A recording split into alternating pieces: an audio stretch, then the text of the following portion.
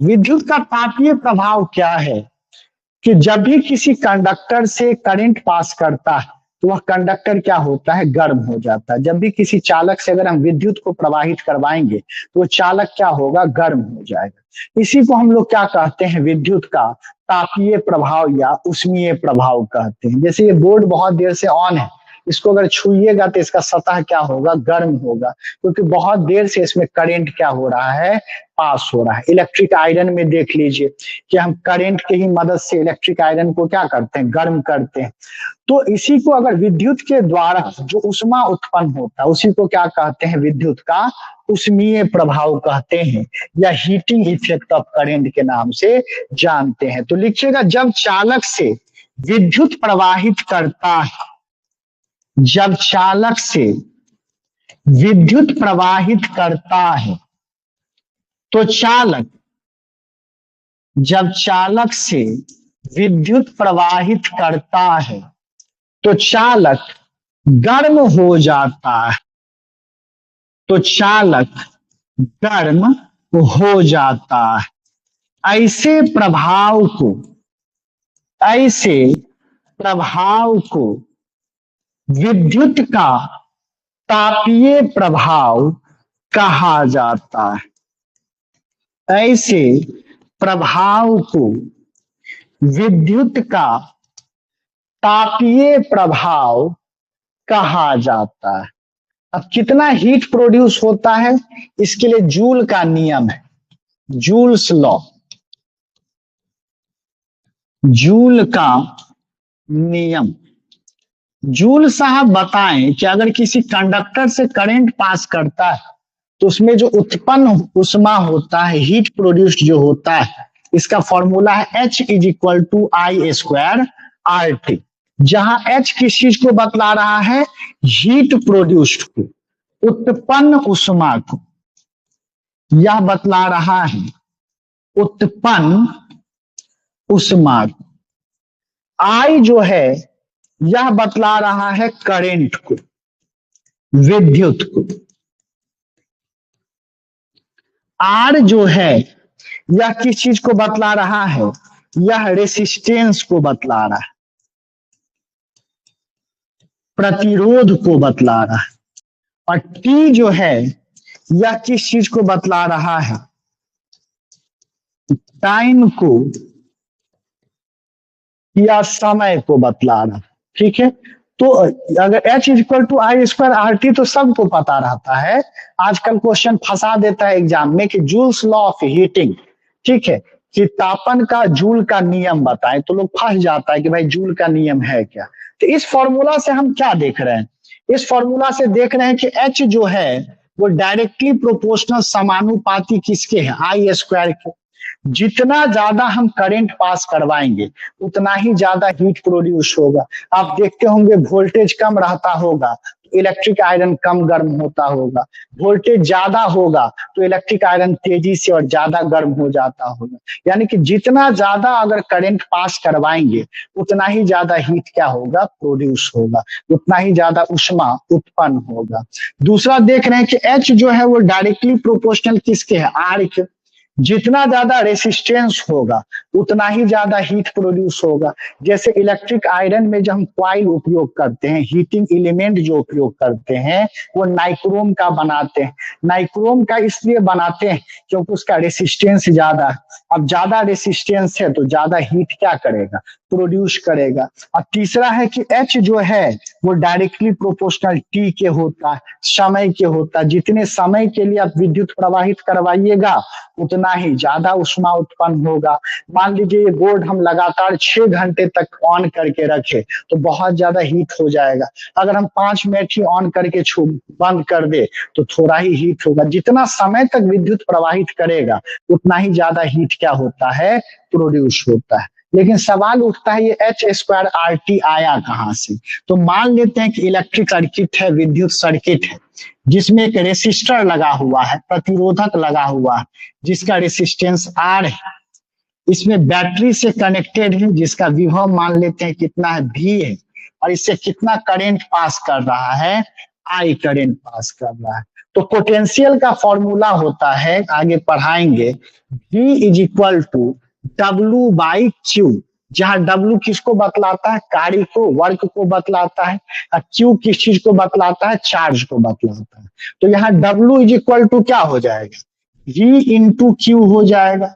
तो W is equal to, Ohm के नियम से जानते हैं V is equal to I R, जानते हैं ओम के नियम से हम क्या जानते हैं, V बराबर आई आर। और करंट का फॉर्मूला बताए थे, I बराबर क्या होता है, Q बाई टी। तो Q इज इक्वल टू क्या हो जाएगा, आई टी हो जाएगा। तो Q के जगह पर क्या पुट कर देंगे, आई टी पुट कर देंगे।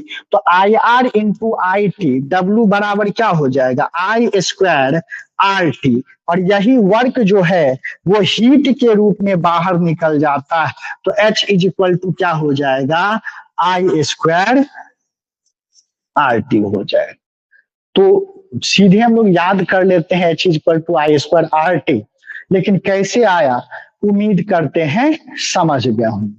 अब देखते हैं कि अगर रेसिस्टर को हम सीरीज में कनेक्ट कर दे तब हीट बढ़ेगा या घटेगा, या रेसिस्टर को हम पैरेलल में कनेक्ट कर दे तब हीट पर क्या प्रभाव पड़ेगा। तो लिखते हैं, heat produced in series combination, श्रेणी समूहन में उत्पन्न उष्मा, heat produced in series combination, श्रेणी समूहन में उत्पन्न उष्मा, श्रेणी समूहन में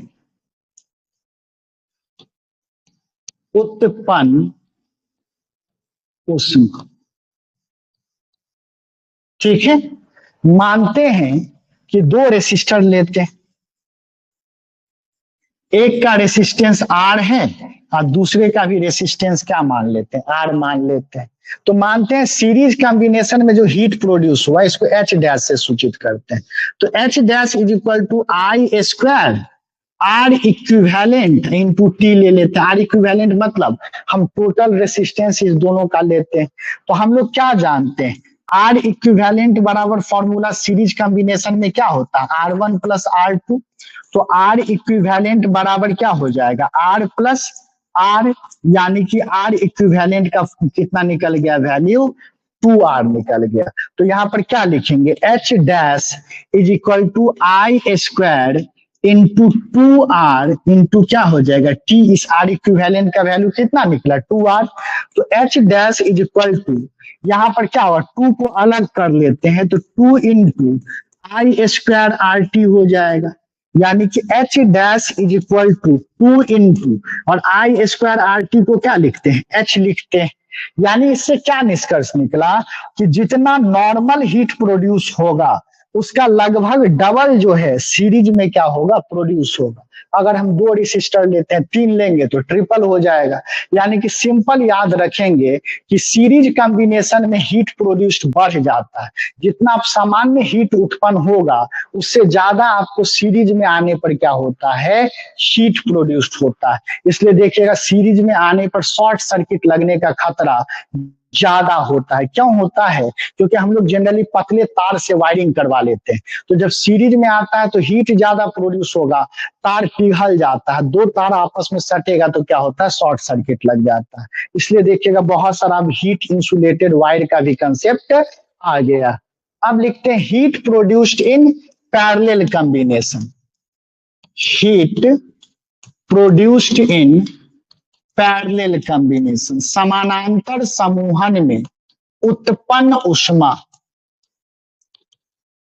हम क्या लिखते हैं, समानांतर समूहन में उत्पन्न उष्मा। पैरेलल कॉम्बिनेशन में कितना हीट प्रोड्यूस होता है इसको हम देखते हैं। ठीक है, तो हम फिर मानते हैं कि 2 रेसिस्टर ले ले,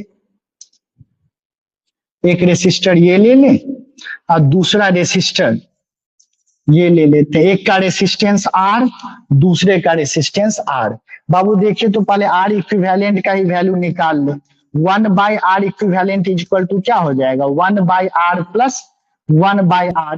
तो 1 बाई आर इक्विवेलेंट बराबर हमारा हो जाएगा 2/r, इसको पलटेंगे तो R इक्विवेलेंट बराबर इधर भी पलट जाएगा, R बाई क्या हो जाएगा 2 हो जाएगा। पैरेलल कॉम्बिनेशन में हीट प्रोड्यूस्ड बराबर H dash is equal to I square R equivalent into क्या हो जाएगा T, यानी कि H dash is equal to I square और R इक्विवेलेंट की जगह पर R बाई 2 कर दे इंटू क्या कर देते हैं T, तो H dash is equal to इसको ऐसे लिख सकते हैं I स्क्वायर RT बाई 2, यानी कि H dash is equal to H by I square RT को क्या लिखते हैं H बाई 2, यानी कि पैरेलल कॉम्बिनेशन में जो हीट होगा वो जनरल से नॉर्मल से कम प्रोड्यूस होगा। ठीक है, इसलिए देखिएगा हम लोग जो डोमेस्टिक जो भी कनेक्शन करते हैं वो पैरेलल में करते हैं। फायदा क्या रहता है, करंट ज्यादा मिलता है और हीट भी प्रोड्यूस्ड जो होता है वो कम क्या होता है प्रोड्यूस्ड होता है। तो अगर ऐसे क्वेश्चन बना दे कि डोमेस्टिक जो सप्लाई है उसमें हम पैरेलल में ही क्यों कनेक्ट करते हैं रेसिस्टर को, तो दो फायदा बता सकते हैं कि करंट ज्यादा होता है और हीट प्रोड्यूस्ड क्या होता है कम होता है। अब देखते हैं हीटिंग इफेक्ट ऑफ करंट का एप्लीकेशन कहाँ है, हम अपने दैनिक जीवन में इसका अनुप्रयोग कहाँ कहाँ पर करते हैं। तो पहला तो हम शुरू से ही चर्चा करते आ रहे हैं वो इलेक्ट्रिक आयरन, जो इस्त्री है इलेक्ट्रिक आयरन, इसमें हम इसका क्या करते हैं उपयोग करते हैं। दूसरा जो पहले आता था फिलामेंट वाला जो बल्ब आता था, फिलामेंट वाला जो बल्ब आता था उसमें भी उपयोग करते थे, क्योंकि फिलामेंट गर्म होने के बाद ही ग्लो करता था और पूरे घर को रोशन करता था। तीसरा आप देख लीजिएगा हीटर जो है इसमें भी उपयोग करते हैं। गीजर जो देखते हैं हम लोग वॉशरूम में उपयोग करते हैं, इसमें भी इसका उपयोग आता है।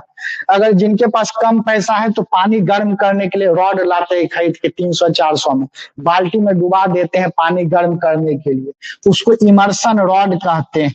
तो हीटिंग इफेक्ट का और कहाँ पर उपयोग किया जाता है, इमर्शन रॉड में क्या किया जाता है उपयोग किया जाता है। ठीक है, अब देखते हैं इलेक्ट्रिक फ्यूज जो हम लोग उपयोग करते हैं, इलेक्ट्रिक फ्यूज में क्या कंसेप्ट होता है। इलेक्ट्रिक फ्यूज जो देखिएगा वो अप्लायंसेस को सुरक्षा करने के लिए लगाया जाता है, या घर का जो है उसको सुरक्षा करने के लिए लगाया जाता है। आप देखते भी होंगे इस प्रकार का किटकैट होता है और यहाँ पर एक पतला सा क्या लगा रहता है, तार लगा रहता है ना। करंट इस तार से क्या होते रहता है पास करते रहता है, लेकिन कभी कभी ज्यादा करंट पास करने लगे तो ये तार क्या होता है टूट जाता है और करंट का सप्लाई इधर से उधर हो ही नहीं पाता है। जैसे मूवी सब में देखते होंगे कि जब हीरो हीरोइन भागती रहती है, कोई ब्रिज आता है तो लड़की के पिताजी क्या करते हैं पुल को ही बम से उड़ा देते हैं ताकि हीरो हीरोइन दूसरे तरफ ना जा पाए और पकड़ा जाए। इसी प्रकार से जब हाई वोल्टेज आता है करंट ज्यादा आता है तो ये तार ही पिघल जाता है कि भाई ना हम रहेंगे ना तुमको उधर जाने देंगे और तुम किसी अप्लायंसेस को क्षति पहुंचाओगे। तो कभी कभी फ्यूज उड़ जाता है तो हम लोग क्या करते हैं, घर घर में इंजीनियर है क्या करते हैं मोटा सा तार इससे भी ज्यादा मोटा लाते हैं अपने से दोनों को कनेक्ट कर देते हैं। अब तो भाई इलेक्ट्रिक सप्लाई होने लगा और हम लोग एकदम सीना चौड़ा करके बैठ के देखते हैं भाई आधा इंजीनियर तो हम है ही, लेकिन मोटा तार लगा के गलती क्या किए कि अब ज्यादा भी करंट पास करेगा तो तार क्या होगा नहीं पिघलेगा और हो सकता है कि जो टीवी देख रहे हैं उसको उड़ा दे।